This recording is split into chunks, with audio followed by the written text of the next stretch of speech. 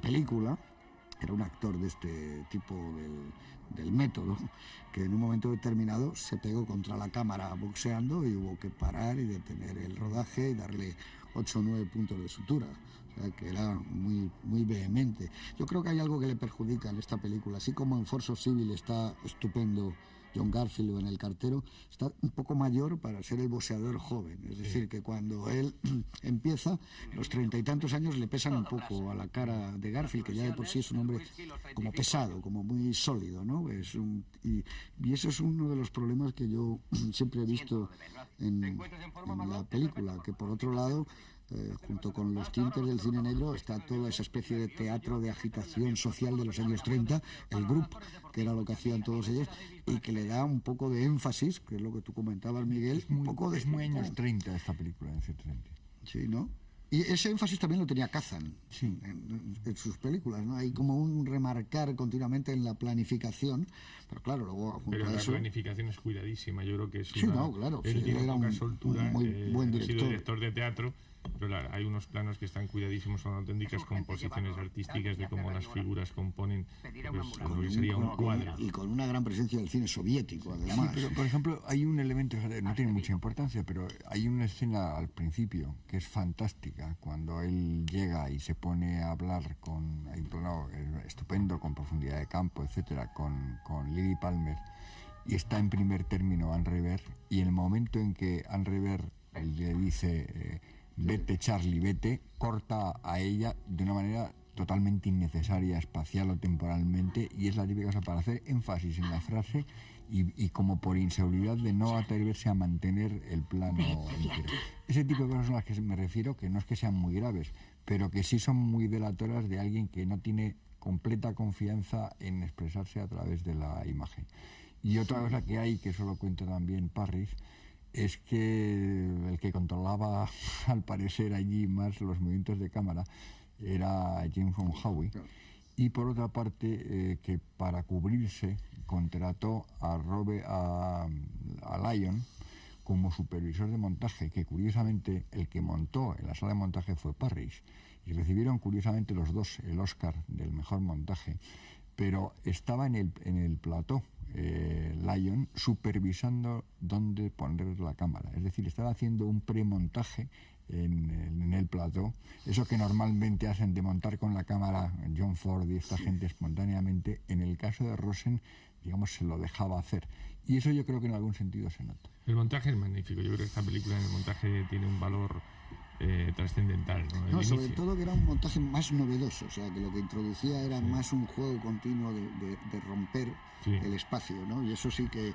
hombre, él era muy buen montador, Parris, aunque sabéis la anécdota de John Ford, que él era muy amigo de John Ford y trabajaba con Ford y le montó muchas cosas y documentales. Y entonces cuando le dieron el Oscar a Parris, John Ford le llamó para felicitarle, le fue a tomar con él un café y le dijo, mira, yo tengo 6. Y el otro se quedó desconcertado. Le dijo, pero ¿sabes para qué sirve el Oscar?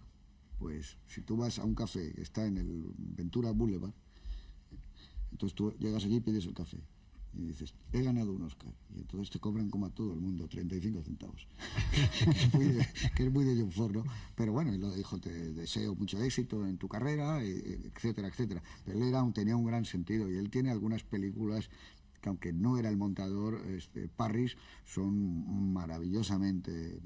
hay un western que tiene extraordinario de trabajo de montaje con Robert Mitchum, no me acuerdo ahora cómo se llama. Más allá del Río Grande. Y luego otra película que es La Llanura Púrpura, que también es otra película... Llanura Roja. O Llanura Roja, que era muy bueno. Y aquí yo creo que es uno de los, como tú decías antes, una de las claves de la película está en el trabajo de Parris, en el montaje. El inicio de la película me parece bellísimo. El plano lo habías comentado tú al principio, en la presentación, la oscuridad, hasta que llega a la cara de él, la salida del coche. Entonces ahí, cuando salen todos los de la casa, era el último día de entrenamiento, y como él configura, el director configura el plano que yo antes refería, muy bien compuesto de todas las personas que estaban allí, pero inmediatamente sale el coche y se dibuja la noche, hace camino hacia Nueva York con las luces, que es un plano. Y hay un momento mágico que también está producido en la sala de montaje, que es uno de mis momentos buenos, además del cine americano de ese instante, es como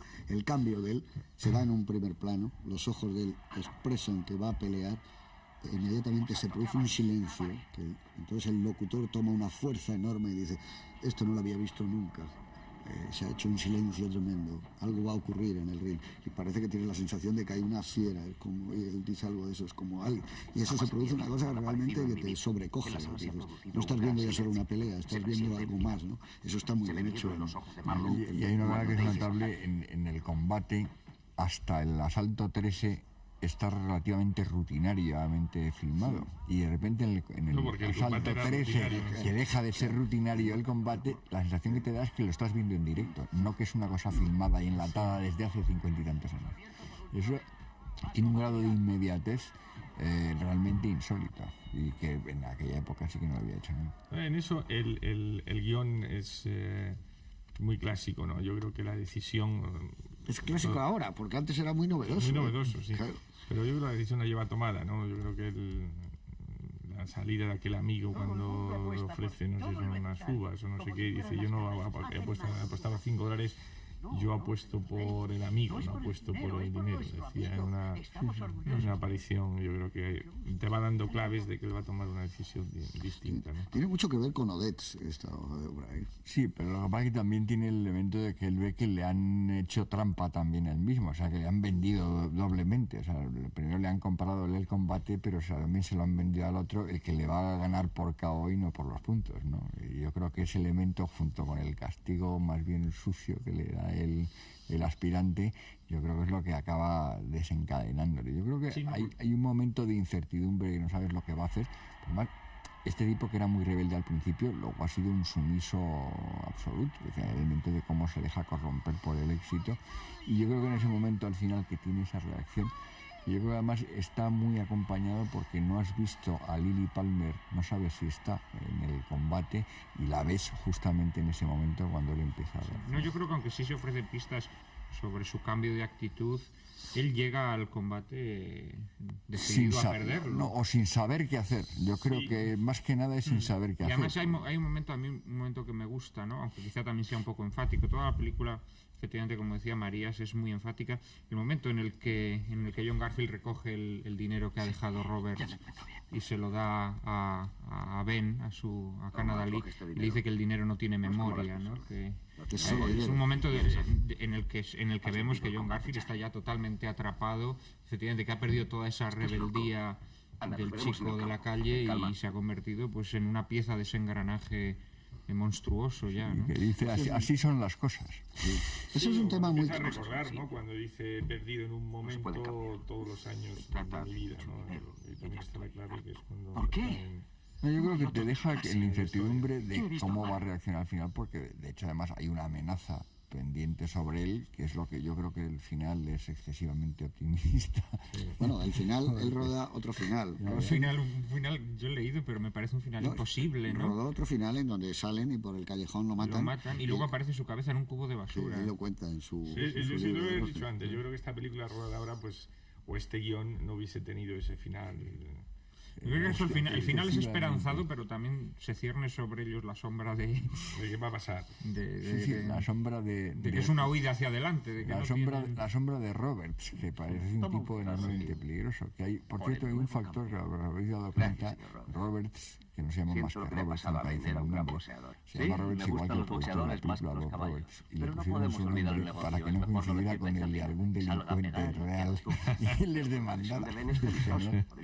Luego aquí Bull Sulver, cuando escribe Más dura será la caída y luego la llevan al cine, también copia otra de los pequeños argumentos dentro de la película, que es boxear con un tipo que está tocado, que tiene un coágulo, como tiene aquí un coágulo de sangre en el cerebro el personaje. Entonces eso ocurría igual, y Bogart en la película también más o menos lo sabe, y entonces cuando se pelea, hacen que peleen al toro de los Andes con aquel tipo, pasa lo mismo, ¿no? Y se produce una situación parecida. Esto es una película un poco una llave de las que van saliendo todas. Incluso Robert Wise en su película, que es maravillosa, de Setup, esa, el tratamiento del público en contraluces continuamente también lo sacaba, ¿no? Lo que pasa es que aquella es una película que viene un año después y yo creo que es más redonda que Cuerpo y Alma. Además es la única vez que yo creo que existe en la historia del cine que está basado en un poema.